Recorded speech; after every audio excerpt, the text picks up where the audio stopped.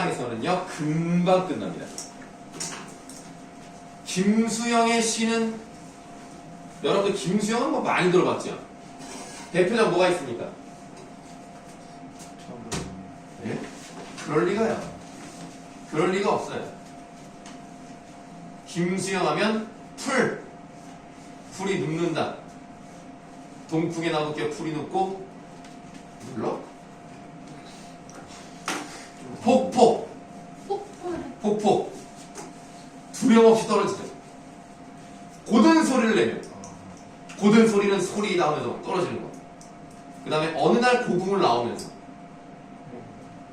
그건 했던 것 같아. 알겠어요. 그런 유명한 시인입니다. 자, 근데 파밭가는요 그 시에 비하면 좀 무게감이 떨어지고요. 좀 왜 썼는지 잘 모르겠어요. 파밭 먹는 파. 그 파를 심어놓은 밭. 그 끝에서 그 파밭을 보면서 말하고 있는 거예요. 삶은 계란의 껍질이 벗겨지듯 묵은 사랑이 벗겨질 때. 그럼 뭐 느낌이 떠오르지. 삶은 계란의 껍질이랑 묵은 사랑이랑 동급 처리하시면 돼요. 둘 다 바로 하세요. 쉽게 갑시다. 묵은 사랑은 옛날 사랑이야. 새로운 사랑이 와야 되겠죠. 그러니까 그런 묵은 사랑이 벗겨진다는 얘기는 이제 다 지나갔고 그런 것들이 조금씩 잊혀져 가고 있는 거예요. 삶은 계란의 껍질은 벗겨져야 되는 거고요. 그런 것처럼 묵은 사랑이 벗겨질 때에 붉은 파밭에 푸른 새싹을 보아라 라고 되어 있습니다. 그러면 푸른 새싹은 뭐 당연히 어떤 의미예요? 어떤 느낌입니까? 새, 로운. 그러니까 여기서 묵은 사랑을 얘기했으니까 새로운 사랑이겠죠. 푸른 새싹 동그라미 하시고 새로운 사랑이라고 쓰세요. 그러면 묵은 사랑과 푸른 새싹은 당연히 반대되는 의미를 갖겠죠. 그런데 붉은 파밭이니까 그냥 흙이 붉은색이라고 보시면 돼요. 붉은 파밭에 푸른 새싹이 돋아 나는 거예요. 그러니까 붉은 파밭과 푸른 새싹은 어떤 대비가 이루어지고 있다? 색채 대비가 이루어져 있다. 의미상 대비도 있고 색채의 대비도 있고 1연에서는 대비가 2개가 나왔어. 그런데 그렇게 묵은 사랑이 벗겨져야지만 새로운 사랑이 오는 거죠. 그러면 얻는다는 것은 곧 잃는 것이다 라고 표현할 수 있겠죠. 무슨 표현입니까?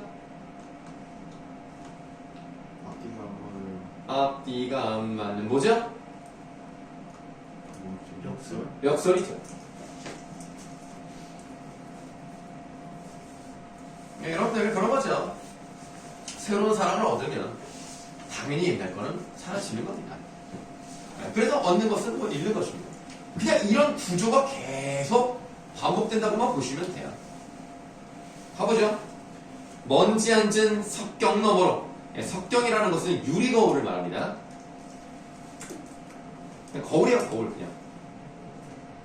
거울 너머로 너의 그림자가 움직이듯 묵은 사랑이 움직일 때 그러면 너의 그림자도 관호하셔야 되겠죠. 묵은 사랑과 같은 겁니다.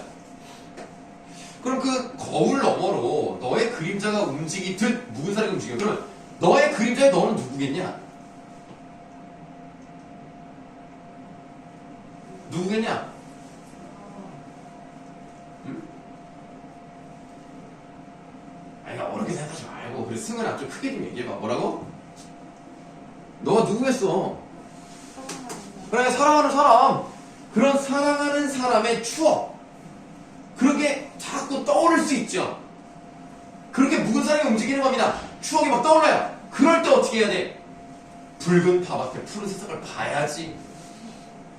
새로운 사랑이 와야 되니까. 그거 잡고 있어도 뭐합니까? 얻는다는 것은 곧 읽는 것이다. 새벽에 준 조로의 물이. 자, 조로가 뭐냐면 물 뿌리개 있죠, 물 뿌리개. 조로, 포르투갈 말이에요. 물 뿌리개. 진짜요? 그럼 뭐 장난이야? 그럼 뭐라고 뜬금없이 그럼 물 뿌리개라고? 자, 물 뿌리개의 물이 대낮이 지나도록 마르지 않고 젖어 있겠죠. 그러니까 한마디로 묵은 사랑은 쉽게 없어지진 않아요. 계속 흔적을 남기고 있는 겁니다. 그런 것처럼 묵은 사랑이 뉘우치는 마음의 한복판에 젖어 있을 때 쉽게 말하면 좀 잘 잊히지가 않죠. 떨쳐내지 못하는 거죠. 그럴 때 어떻게 하래요? 붉은 팝밭에 푸른 새싹을 보래요. 얻는다는 것은 곧 잃는 것이다. 자, 우리가 그 새벽에 준 조로의 물 괄호 안 했죠? 그것도 괄호 하세요. 별 볼 것도 없죠. 간단하신데요. 우리가 그거 하나만 생각해 봅시다. 여기서 지금 사랑에 대한 얘기만 하고 있습니다만 좀 다르게 한번 보죠. 삶은 계란의 껍질을 뭐라고도 볼 수 있느냐, 그것만 하나 써보도록 하겠습니다.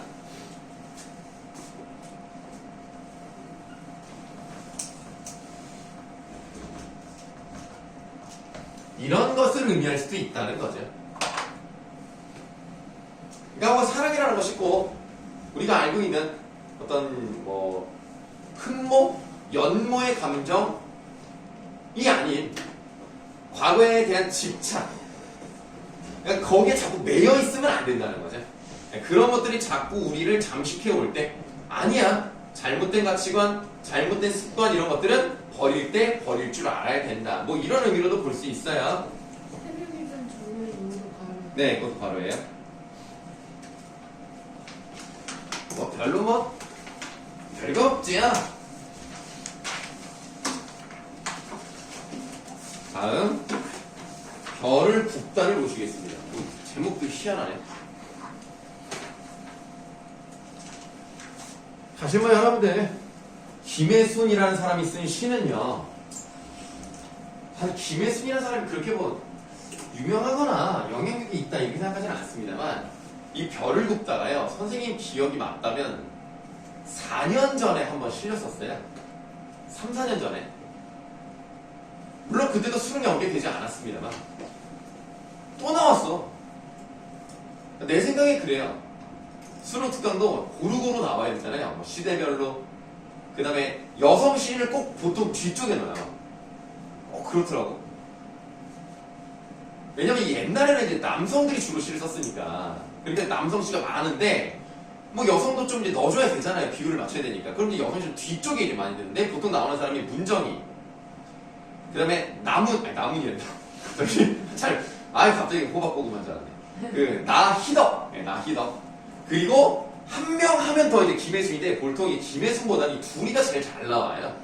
근데 이번엔 김혜순이 나왔네. 지금 여러분들 배운 시에 이 사람 거 말고는 다 남자예요. 이번에 수능특강 현대시가. 김수영도 남자니까. 자, 김혜순 씨를 한번 보도록 하겠습니다. 일단 결론부터 좀 말씀드릴게요. 좀 재미가 없고요. 왜 썼는지 모르겠고 느낌이 잘 오지 않는다. 내가 뭐 좀 감히 한번 그렇게 평가를 하겠습니다. 그래서 내용 하나하나를 너무 집착해서 해석하려고 하지 마세요. 뭐 이렇게 대단한 시가 아니라고 생각합니다.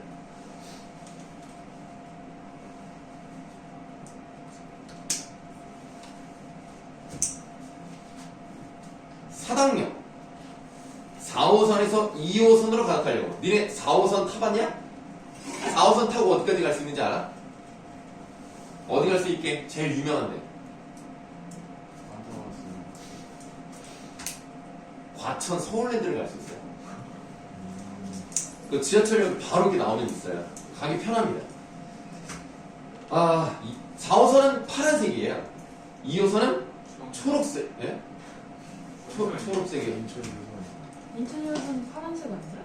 인천 1호선이 후선이 주황색이구나. 그러니까 인천 1호선은 좀 진하고요. 4호선은 좀 맑은 하늘색이라고 해야 되나 그러면? 좀 맑아요. 색깔이 좀 달라요.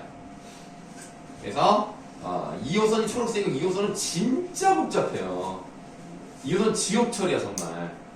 사람이 어마어마하게 많이 갈아타는데요.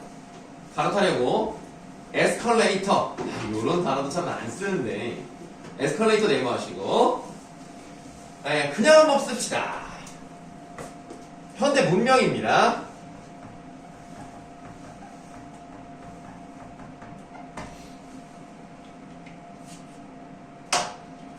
실려 올라가서요.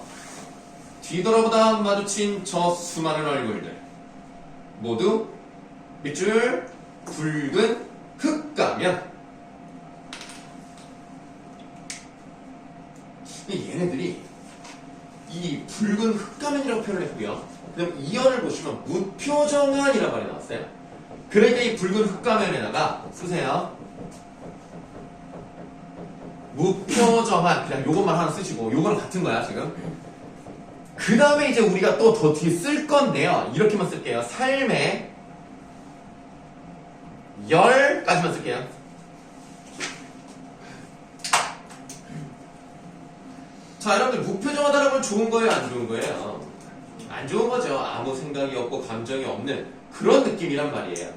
그러니까 지금 붉은 흙가면 같다라고 했을 때는 좀 부정적인 의미라고 보시면 되겠습니다만 의도적으로 세모를 치지는 않았습니다. 우리가 이 글에서는 세모 치는 부분이 없어요. 얼마나 많은 불가마들이 저 얼굴들을 구원했을까 해서 이제 불가마를 지하철로 해석하는 경우가 있습니다만 뭐 그거는 여러분들이 하고 싶은 대로 하시면 될 것 같아요. 그래서 지하철을 타고 올라오는 사람들이었기 때문에 불가마를 지하철로 해석하는 경우가 있다. 이렇게만 말씀을 드리겠습니다. 2연입니다. 무표정한 저 얼굴 속 어디에 아침마다 두 눈을 번쩍 뜨게 하는 힘 숨어 있었을까? 그럼 봐봐. 이 사람들의 얼굴을 봤더니 뭔가 삶에 지쳐서 무표정하고 기운이 없는 그런 얼굴이었는데 결국 이 사람들이 여기 있다는 걸 생각을 해보니까 아침마다 일어났기 때문에 여기 있는 거 아닙니까? 그럼 두 눈을 번쩍이라는 음성상징으로 사용했단 말이에요. 번쩍 뜨게 하는 힘은 당연히 어떤 힘이야? 긍정적인 에너지가 나오지 않습니까? 이 부분은 괄호하세요. 두 눈을 번쩍 뜨게 하는 힘. 그러니까 이거는 내가 하루를 살아갈 수 있게 만드는 생활력과 관련돼 있어. 그 다음에 삶의 의지 이런 것들과도 관계가 있겠어. 그러니까 겉으로 볼 때는 무표정하고 기운이 없어 보이지만 사실은 그 속에는 의지가 있었던 거야. 그러니까 이렇게 나와서 일을 하고 있겠지? 그런 힘 숨어 있었을까? 밖에서는 내부를 길게 하겠습니다. 기척도 들리지 않을 이 깊은 땅속. 간단하게 두 글자로 말하면 어디라는 거예요? 지하지. 지하인데 좀 그냥 다르게 한번 써볼게요. 도시의 삶의 공간이지. 지하철 많이 타니까 몇십만 명 탈 거 아닙니까? 그래도 그래 이런 깊은 땅속을 밀물져 가게 하는 힘 숨어 있었을까?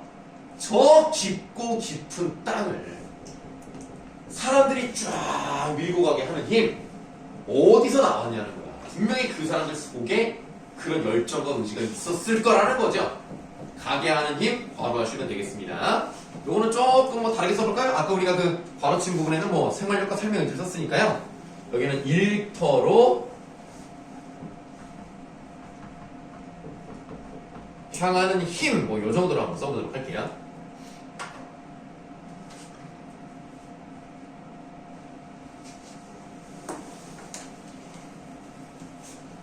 그러니까 처음에는 좀 부정적으로 가는 것 같다가 다시 좀 긍정적으로 가는 것 같은 느낌이 들어요. 하늘 한 구석 별자리마다 쭈그리고 앉아서 별들을 가마에서 구워내는 분 계시겠지만 그래. 그러면 별들을 가마에서 구워내는 분은 누구겠어요? 하늘에서 하나님? 조물주 신 같은 존재가 바로 구워내는 분인 거야. 그런데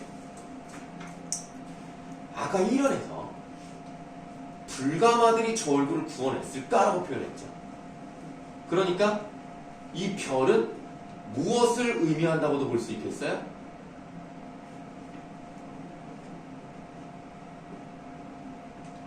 아니 1연에서 신? 신? 불가마가 별이라고요? 아니, 불가마가 별이라는 게 아니고 자 그러니까 별들을 가마에서 구원했다며. 근데 1연에서는 불가마들 저 얼굴을 구원했다고 표현을 했어요. 그 별은 뭐라고 볼 수 있겠어? 왜 대답이 안 나올까? 질문이 너무 어려웠나? 불가능하면? 얼굴. 아 그러니까 우리? 인간이라고도 볼 수 있다는 거죠. 그러니까 저 얼굴들은 인간들의 얼굴이잖아. 그러니까 사실 흑가면 얼굴 뭐 같은 의미겠지만 인간으로도 볼 수 있는 거죠. 그래서 신께서 인간을 만들어내신 거예요. 그리고 그 다음에 이런 말이 나왔어요. 밑줄. 그분이 정지하는 운명의 별빛 지상에 내리겠지만 이라고 했어요. 그러니까 신이 인간을 만들고 그들이 어떻게 살아가는지에 대한 운명, 그 운명을 이미 결정해 놓으셨다는 표현으로 보시면 돼요. 그래서 거기다가 뭐라고 쓰시냐면 운명론적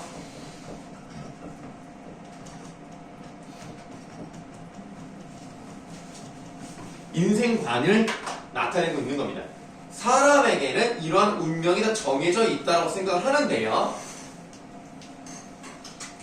그럼에도 불구하고 물이 쏟아지든 몰려가는 땅속은 너무나 깊어요. 땅속 일단 네모하세요. 지하죠. 환승역이 있는 지하.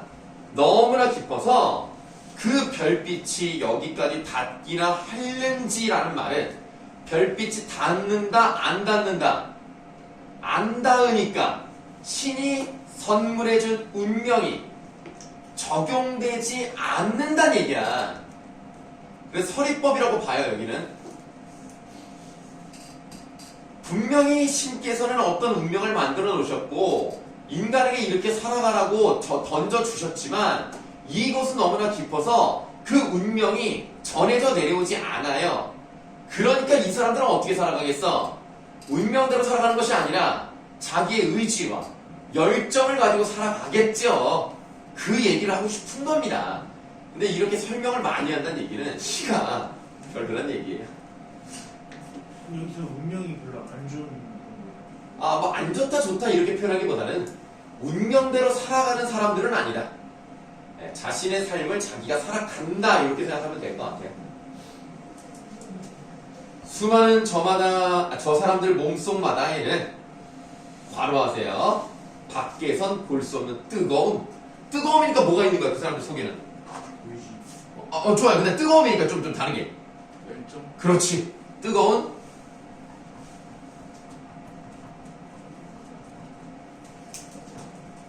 삶의 열정이 느껴지는 거예요. 우리는 몰랐지만 겉으로 볼 땐 무표정했지만 저 사람들 속에는 다 뜨거움이 있었던 거예요. 저마다 진흙으로 돌아가는 몸을 이렇게 세우는.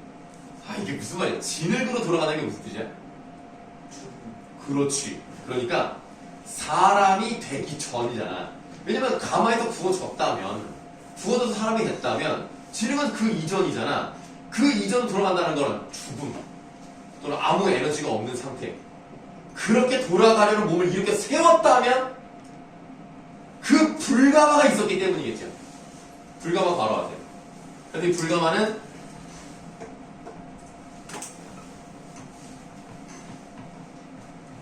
생명의 원천입니다. 우리가 살아갈 수 있는 것은요, 여러분들 몸속에 다 뜨거운 열정이 있기 때문이에요. 내가 보니까 꼭 뜨겁지만은 않은 것 같아요. 약간 좀 따뜻한 것 같기도 하고 좀 시원한 사람도 있는 것 같고. 어떻게 열정이 좀 불타오르고 있습니까? 그냥 죽지 못해 살아요? 지금 이 수업에서 제일 열정적인 사람이 나야, 이놈들아. 내가 이렇게 열심히 하면 뭐하니? 대학은 니네가 가는 건데. 좀 적극적으로 좀 하자. 좀 열심히. 알겠습니까? 나는 먹고 살아야 하니까 열심히 하는 거야. 난 공무원이 아니잖아. 그러니까 열심히 안 하면 안 돼. 근데 니네는 어쨌든 목표하는 진학하는 대학이 있을 거 아닙니까? 꿈이 있잖아. 뭐 직업이 꿈이 되면 안 되지만 어떤 직업을 갖는다는 생각이 있을 거 아닙니까? 여러분 직업이 꿈이 되면 안 돼요. 직업을 통해서 내가 무엇을 할 것인가를 항상 생각을 해야 된다는 겁니다. 직업은 꿈이 아니에요. 꿈의 시작인 거예요. 그래서 직업을 꿈으로 갖지 마시고 여러분들 어쨌든 뭔가라도 하고 싶다는 생각이 있을 거 아닙니까? 그걸 하기 위해서 열심히 합시다. 지금 이거를 뭐 배운다고 해서 여러분들이 앞으로 살아가는 데 있어서 요게 밥을 먹여주진 않아요. 그러나 숟가락을 대줄 수는 있습니다. 알겠죠? 자, 불감 하나씩 깃들여 있나 보다. 저렇듯 10년, 20년, 50년 얼굴을 구워내고 있었으니 모든 얼굴은 뜨거운 속이 굽는 붉은 흙가면인가 보다. 뜨거운 속 바로 하시고 뭐 심장 뭐 이런 거라고 볼까요? 심장이 타오르는 거야.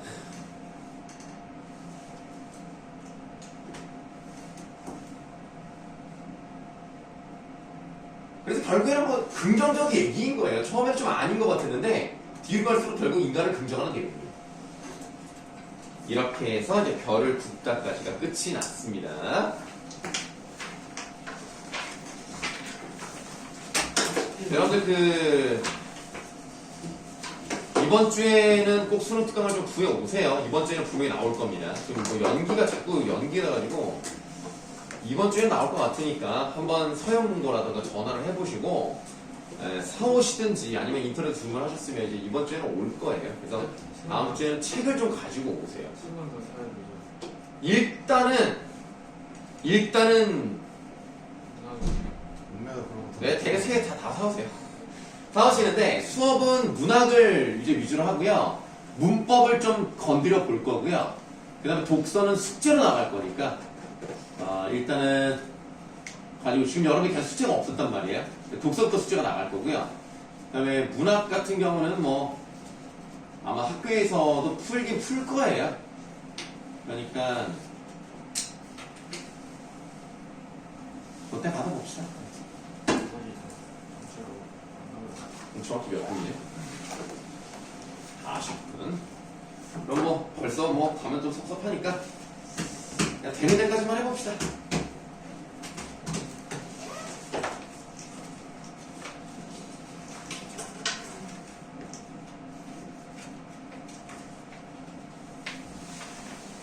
어디 갔냐? 이거 없으면 나 안 갖고 왔으면 이거 오늘 수업 여기서 끝? 지금 너희들 좀 좋은 소식 막 나올 것 같은 거 같아. 이거 이러면 안 되는데? 내가 반드시 찾아낸다, 내가. 나오지. 네? 그러면서 나오지 않아요? 나오겠죠. 근데 빨리 안 나오지? 여기 있었네. 그럼 일단 받으세요. 어차피 해야 돼. 어차피 고전시가 해야 돼. 쌤 독서 2월 16일에 나오는. 진짜? 네. 야, 엄매는? 없네요? 아니, 왜 이렇게 늦어? 아니, 여기 이번에 EBS 왜 이렇게 게을러? 교훈 출고가 2월 16일이에요.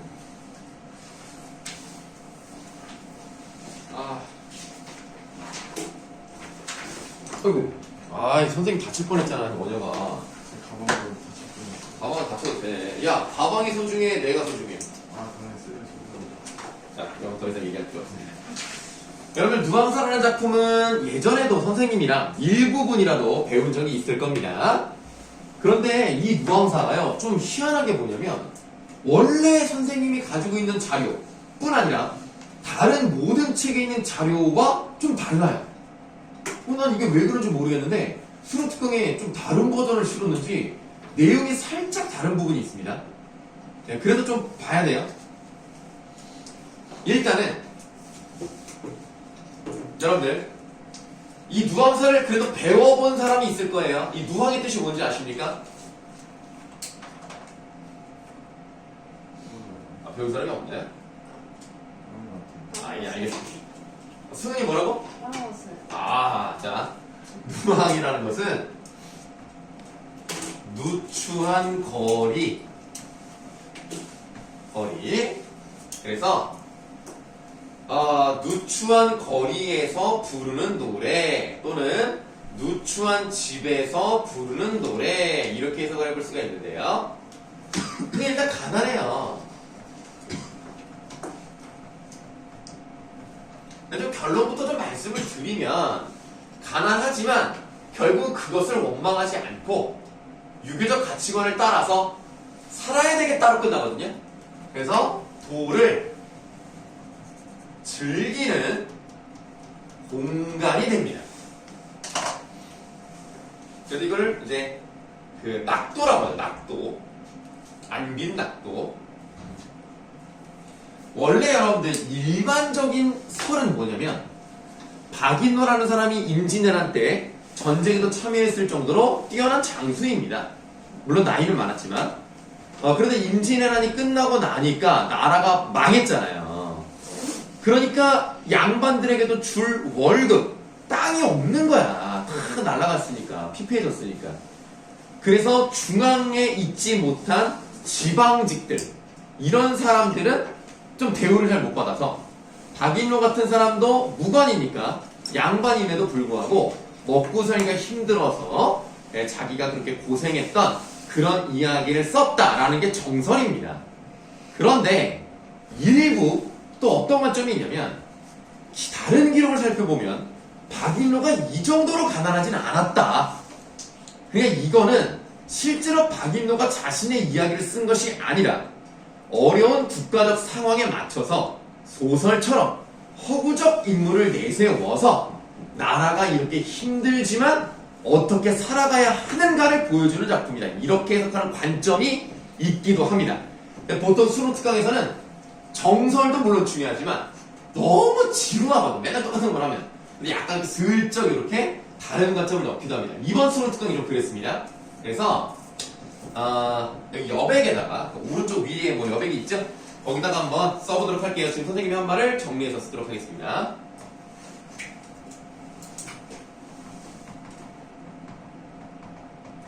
자, 궁핍한 화자가 이거 화자를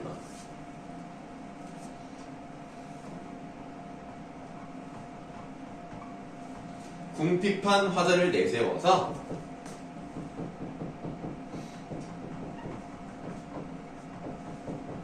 임진왜란 이후 여기 자꾸 잘못 써.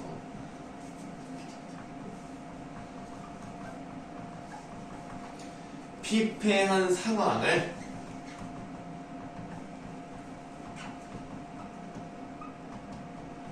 드러낸 것이다.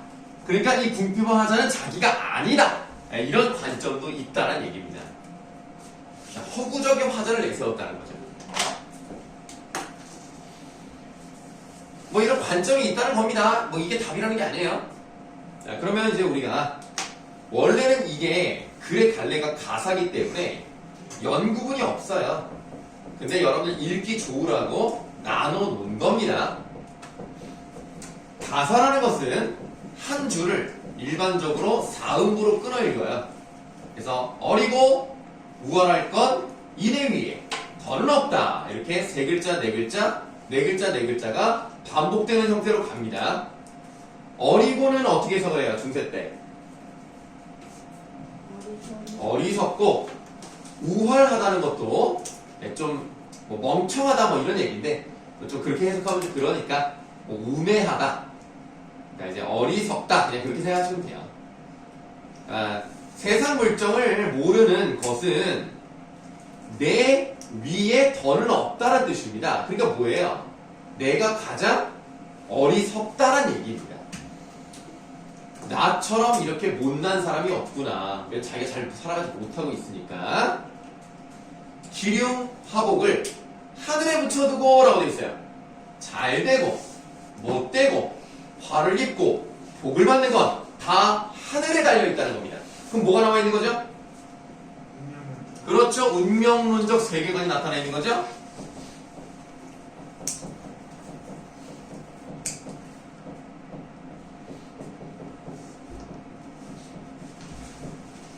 누항 깊은 곳에 초막을 지어두고 풍조 우석에. 자, 풍조우석 메모해보세요. 네, 좀 어려운 단어가 나왔는데요. 한자를 선생님이 다 넣기가 좀 어려워서 한자는 넣지 않았습니다. 풍자가 무슨 풍조일까요? 풍자일까요? 파란풍. 조는요? 아침조. 우는?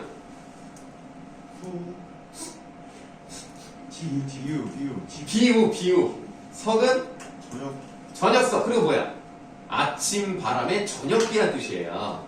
근데 이렇게 해석하면 안 돼요. 이건 어떻게 해석을 하냐면 고통스러운 현실로 해석을 해야 돼요. 실제로 아침에는 바람이 불고 저녁에는 비가 오고 좋지 않은 상황이라는 얘기입니다. 고통스러운 현실을 얘기할 때 풍조우석이라고 하는 거예요. 그런 걸 알아두셔야 돼요. 이런 고통스러운 현실에 썩은 지푸라기를 땔감으로 삼아요. 왜냐면 아궁이를 떼야 난방도 되고 밥을 먹으니까. 그래서 나무도 마땅히 없어가지고 그냥 지푸라기 썩은 거를 땔감으로 삼아요. 그 다음에 또 네모하세요. 다톱밥 서홉죽. 발음이 좀 어려운데요. 홉은 180ml입니다. 그러니까 우유팩 조그만 거 하나도 안 돼요. 그거 5개의 밥. 그 다음에 죽, 우유팩 3개. 그러니까 우유팩 8개 정도로 살아가고 있는 겁니다. 그러니까 이게 풍족한 음식은 아니잖아요. 그래서 이 네모 쳤나? 네, 초라한 음식이라고 쓰시면 돼요.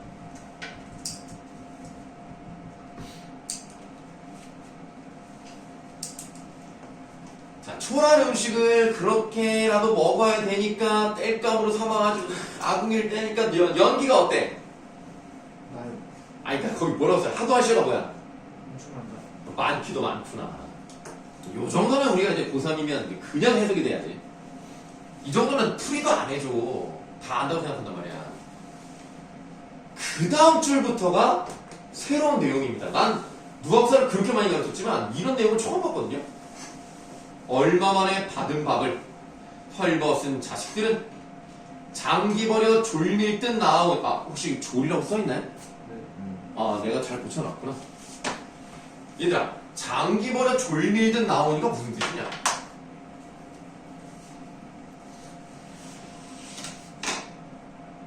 장기를 벌려요? 그래서 뭘 밀고 나와요. 줄이 쫄면 아니에요, 쫄면? 니네 장기 안 넣어봤냐? 그 장기가. 장기를 두면 뺀 앞에 5마리 두는 거 있잖아. 그게 쫄이잖아, 쫄.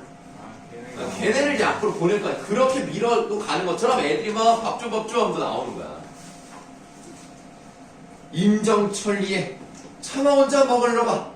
그러니까 사람이 인정이 있는데 내가 배고프다고 애가 오는데 이거 혼자 먹겠어? 못 먹죠. 그래서 덜 데운 숭늉에, 그러니까 좀 약간 식은 숭늉에 빈배를 숨긴다는 게 무슨 말이야? 먹은 척하는. 그러니까 먹긴 먹었는데 아유 배부르다 막 이러면서 막 먹는 거야. 배가 고픈데도. 그런 내용이에요. 아이고 벌써 시간이 51분이네요. 여러분들 요 고전 시간은 다음 시간에 이어서 하도록 하겠습니다. 자꾸 숙제가 없어가지고 좀 안타까운데 우리 진도나가기가 목적이니까 일단 숙제는 다음부터 한번 나가보도록 하고, 어떻게든지 수능특강 문학은 구해 오셔야 되겠어요. 아시겠죠? 다음 주에는 책으로 할 거야. 알았지?